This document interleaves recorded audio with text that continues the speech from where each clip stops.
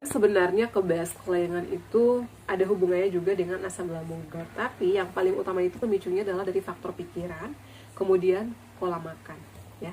Jadi pikiran ini adalah pemicu utama kenapa asam lambung kita itu nggak kunjung sembuh, kemudian juga pola makan. Karena kita itu harus makan juga porsi kecil dengan menu-menu yang aman tentunya buat asam lambung GERD. Karena kalau misalnya kita nggak ada asupan itu gampang lemas, ya, gampang lemah.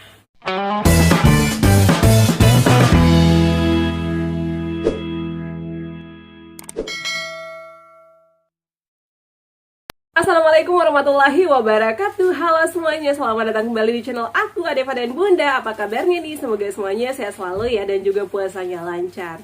Oh ya guys, aku hari ini lagi pilek ya, suaraku masih bindeng ya. Kenapa? Karena aku kemarin habis kehujanan, jadi ke pasar ya, cari buat bikin takjil gitu ya teman-teman. Ternyata aku tiba-tiba kehujanan tuh, nggak ada angin, nggak ada apa, nggak ada awan juga, tiba-tiba hujan, dan aku tuh nggak ada prepare, nggak bawa payung.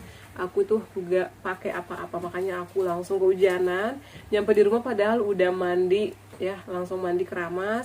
Tetap aja guys, aku langsung pilek ya. Jadi buat kalian jaga kesehatan ya, sedia payung sebelum hujan. Kemana-mana jangan lupa bawa payung dan juga bawa jas hujan ya. Aku pikir kan kemarin pagi ya, jadi nggak bakalan hujan, ternyata tiba-tiba hujan guys. It's okay, alhamdulillah aku udah minum obat-obatan ya, ramuan-ramuan aku, madu, kemudian aku minum jahe juga. Alhamdulillah sudah enakan ya, udah reda. Cuman suara aku itu masih belum pulih 100%. Oke, di video kali ini aku bakal bahas lagi terkait pertanyaan kalian ya. Untuk menu-menu lebaran insya Allah aku nanti bakal buatkan, entah itu opor lah, daging yang disemur atau apa, insya Allah nanti aku bakal buatin. Gimana sih cara aku dulu waktu berjuang melawan asam lambung masak makanan lebaran ya, agar kita tuh nggak makannya cuman rebus-rebusan atau mungkin hanya nasi putih dan sayur bening. Jadi ada juga guys ya. Jadi nantikan terus video aku. Jangan lupa di subscribe ya. Oke, di video kali ini aku bakal bahas terkait pertanyaan beberapa orang. Bun, aku itu sering kebas kelayangan. Bunda pernah gak sih ngalamin ini? Sebenarnya itu videonya udah ada ya, tapi mungkin karena udah agak lama, jadi udah gak muncul di pencarian atau gimana. Jadi sebenarnya kalau misalnya kalian mau scroll, itu banyak loh video-video aku yang udah aku jelasin. Untuk sensasi asam lambung itu memang berjuta sensasi atau 1001 sensasi, karena apapun yang kita alami, apapun yang kita rasakan itu selalu ada hubungannya dengan asam lambung atau GERD. Kenapa? Kita sakit kepala aja itu biasanya ada hubungannya dengan asam lambung GERD. Pusing, kelayangan itu juga ada hubungannya sama asam lambung dan GERD. Ternyata itu karena ada beberapa faktor, entah itu dari faktor pikiran, dari kecapean, karena kitanya udah dari riwayat asam lambung GERD anxiety, jadi semuanya dihubung-hubungkan ya. Memang sih ada hubungannya, tapi kembali lagi dari diri kita. Sebenarnya kalau kita nih udah mengalami asam lambung GERD anxiety, harusnya sudah mengetahui sensasi-sensasinya ya, berjuta sensasi, dan kita itu harus berdamai dengan sensasi-sensasi itu agar nggak stres. Kenapa aku bilang harus berdamai? Karena setiap ada sensasi, kalau misalnya kita pusing, kita misalnya stres, kalau misalnya setiap sensasi yang ada, aduh panik, aduh ini kenapa lagi? Jadi kita harus mengenali itu adalah sensasi asam lambung GERD anxiety yang kita lagi derita. Berarti kita belum benar-benar pulih.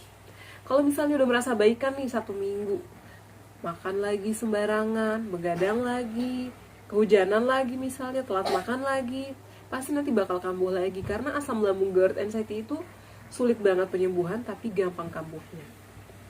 Kelayangan ini disebabkan oleh apa? Pasti ada sebab akibat ya. Entah itu kita misalnya banyak pikiran ya, peredaran darah kita nggak lancar karena kurang olahraga. Jadi kenapa aku selalu menyarankan terapkan 3P-nya ya.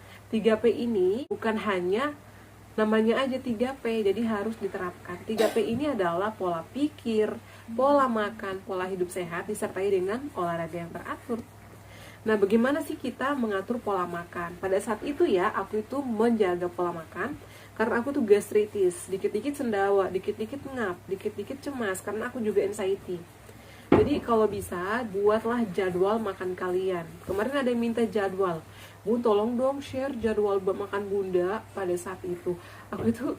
Aku jelasin di video aja, kalian bisa catat sebenarnya, nggak perlu aku tulis dulu terus aku kasih lihat kayak gini atau aku bahas di komentar, itu nanti bakal panjang lebar. Jadi aku sarankan nonton sampai selesai video aku ya, karena aku tuh membuatkan jadwal makan aku 2 jam sekali. Misalnya sarapan jam 7, jam 9 aku ngemil, atau misalnya sedut oat milk lah, atau bawa nasi bubur aja nggak apa-apa, yang penting ada masuk 1-2 suap.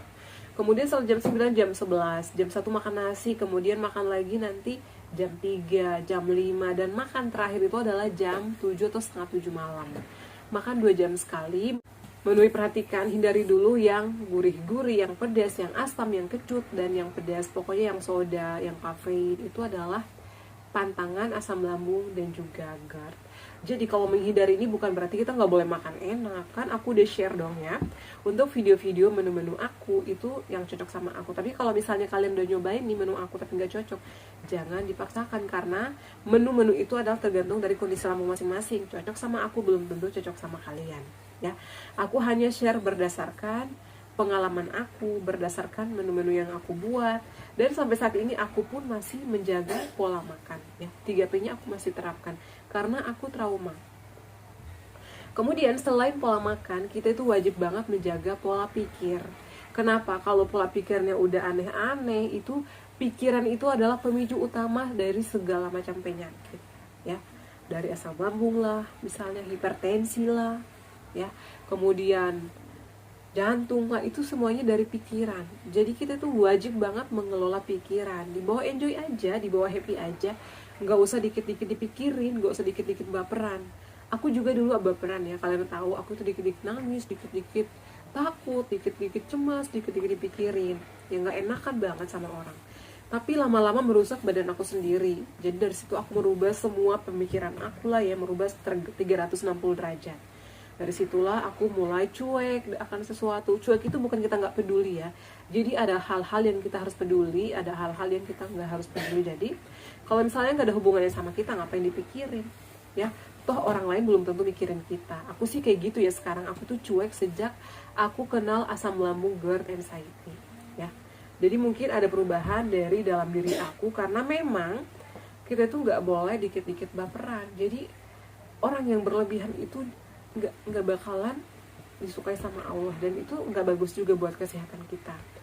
Jadi nggak usah dipikirin ya, berdamailah dengan semua suasana. Jadi jangan apa-apa dipikirin, udah cuekin aja. Setiap masalah pasti ada solusinya. Kemudian yang kedua adalah pola makan ya. Pola makannya jangan berlebihan juga, menunya. Kemudian porsinya. Kita makan sering, karena aku itu dulu sering banget nunda-nunda makan. Sekalinya lapar makan nambah sampai 3 piring. Ternyata itu berlebihan, gak bagus juga. Jadi itulah yang menyebabkan asam lambung. Kemudian juga pola hidup. Misalnya pulang malam nih jam 2, begadang lagi, lanjut main game sampai jam 4, tidur udah jam 5, bangunnya jam 2 siang. Itu kan gak baik ya.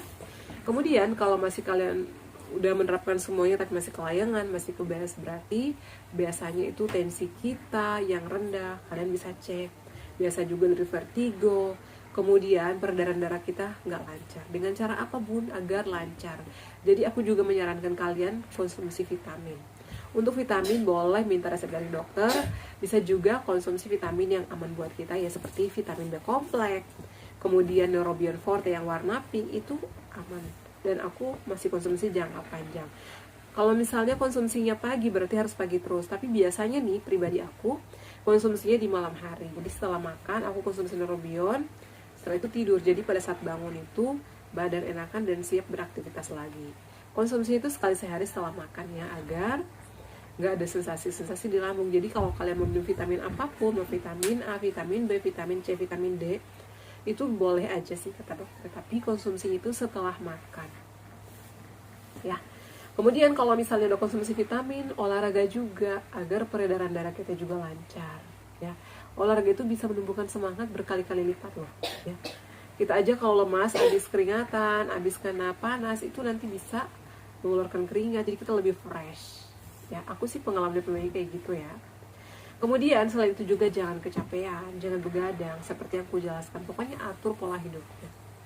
Bun, aku masih kelayangan karena banyak banget yang ngeluh kelayangan. Aku pun juga mengalami hal ini teman-teman ya.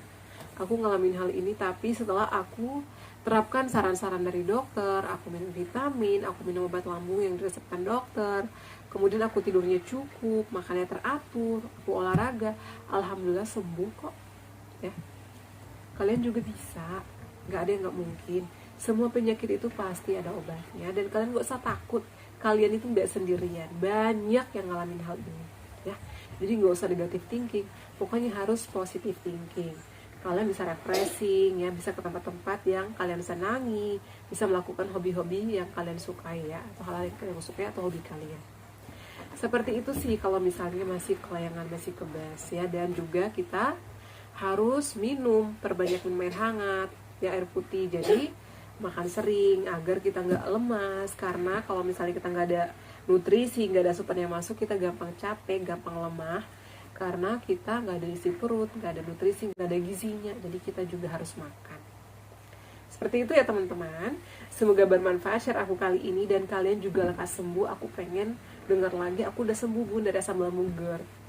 Aku itu senang banget kalau misalnya ada yang nelpon aku sampai minta alamat aku, pengen ketemu, berkat tips-tips aku sembuh. Alhamdulillah, karena niat baik aku tuh punya niat baik, aku pengen kalian sembuh, pengen bantu orang banyak, ingin bermanfaat untuk orang banyak.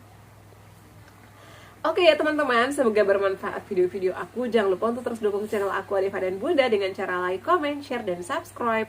Assalamualaikum warahmatullahi wabarakatuh. Sampai ketemu lagi di video-video aku selanjutnya. Bye.